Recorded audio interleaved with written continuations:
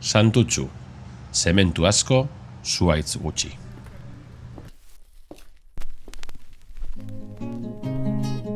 Mila 1976.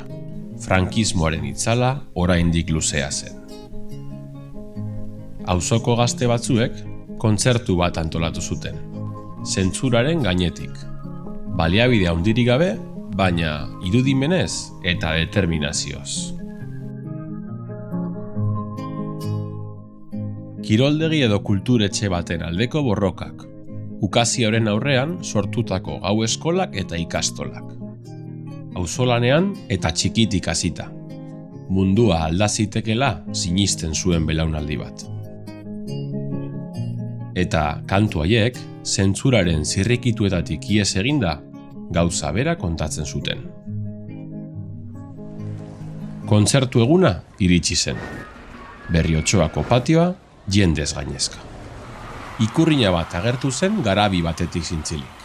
Adar bat aireratu balitz bezala. Auzoko urtsintxaren batek igo zuen. Eta hasi zen musika. Lehen akordeak entzun ziren.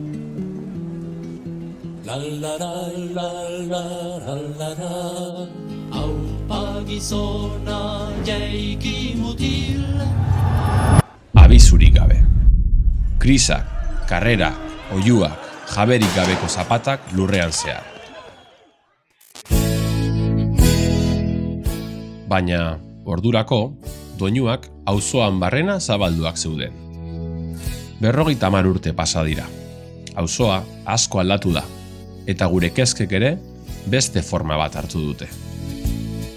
Gertaera batzuk ahaztarazi nahi dizkiguten berberek, etorkizunari beldurrez begiratzea nahi dute, etsipenez.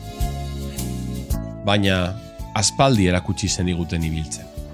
Bidea ekin eta bultza, denok batera egiten dela. Nor garen, zer garen izateko, inori baimenik eskatu gabe. Kontzertu hau, ibiltzen irakatsi zeniguten entzat da.